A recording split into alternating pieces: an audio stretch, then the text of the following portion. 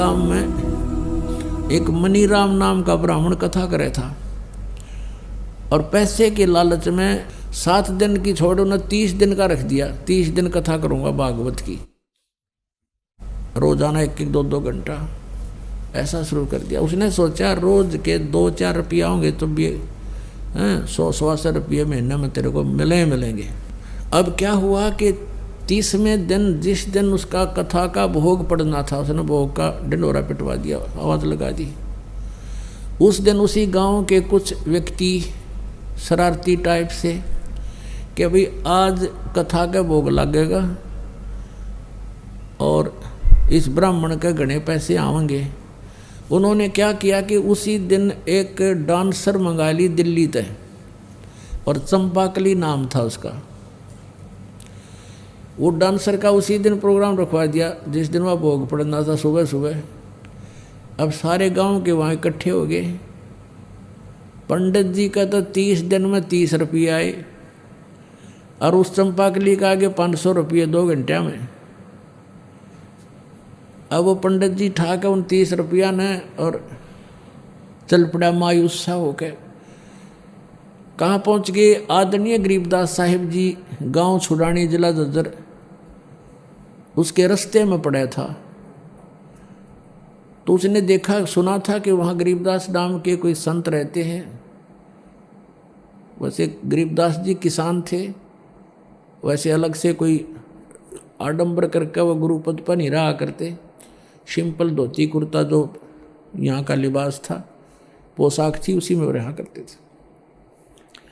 उन्हें पता करके वहाँ पहुँच गए जहाँ 5-7 भगत बैठे थे, आदरणीय गरीबदास साहिब जी के शिष्य। और वो पंडित जी भी पहुँच गया, प्रणाम हुआ, बैठने का आसन दे दिया, बैठ गया और पूछा, क्योंकि वेशभूषा पंडित की नारी होया करती। गरीबदास जी ने कहा, पंडित जी ठीक कुशल हो? पंडित जी का माथा ठनक रहा, चौड़ी पड़ रही, कहने लगे, महाराज क्या ठीक है, आग लगी पड़ी है, हाहाकार मच गई है, और दुनिया का तो नाश जाएगा, ये हो गया और वो हो गया। अब काफ़ी उलाने सुलाने दे रहा था, तो शिष्य बैठे थे, वो कहने लगे गरीबदास साहिब जी से कि महाराज जी, पंडित जी को क्या तकलीफ है, कुछ बता भी नहीं पा रहा है ये। तब गरीबदास जी ने कहा, भाई बताऊं क्या समस्या है इसके सामने? फूटी ज्ञान विवेक की, अंधा है जगदीश, और भाई चंपाकली का 500 और मनीराम को 30, यो रोड़ा पड़ रहा है इसके जी ने।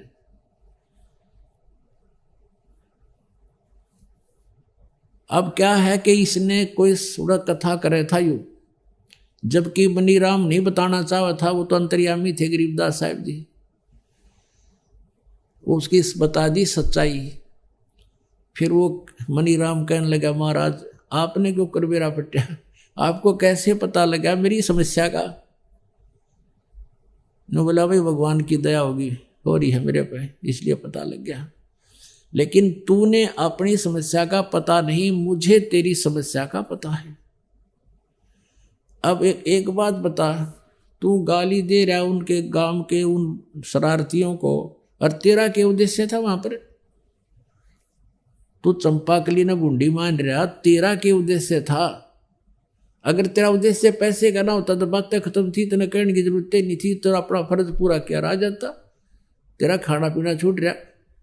बोला जी बात तो नहीं होगी ना। फिर उनको ज्ञान दिया, समझाया क्यों नरक कट्ठे क्यों डले ढोरा, नालायक तेरे कर्म फूट गए, तो है अधिकारी कथा करने का। जब गरीबदास जी ने कहा कि उस समय कहाँ मर गए थे तुम ये सारे ब्राह्मण, जब राजा परीक्षित को सर्प डसना था, या महर्षियों ने जितने जिनको तुम आज अंडी मान रहे हो उन्हें भी हाथ जोड़ दिया था कि हम नहीं इनके जीवन के साथ खिलवाड़ कर सकते, हम कथा के अधिकारी नहीं है, हम क्यों पाप के भागी बने? अब तुम्हें ज्ञान नहीं, इसलिए तुम जहर विष खा रहे हो। उसी दिन उस ब्राह्मण ने चरण पकड़ दिया महापुरुष के और कहने लगा, भगवान आज के बाद ये नरक ये इकट्ठा नहीं करूँगा, कल्याण करवा, तेरे भगवान ने 2 रोटी दे रखी और मजदूरी कर ले, कोई साधन नहीं है। तो उसी दिन से उसने वो परित्याग कर दिया और छोड़ दिया। तो ज्ञान पता चलेगा कि ये विष है, ये नहीं करना चाहिए, शास्त्र विरुद्ध है।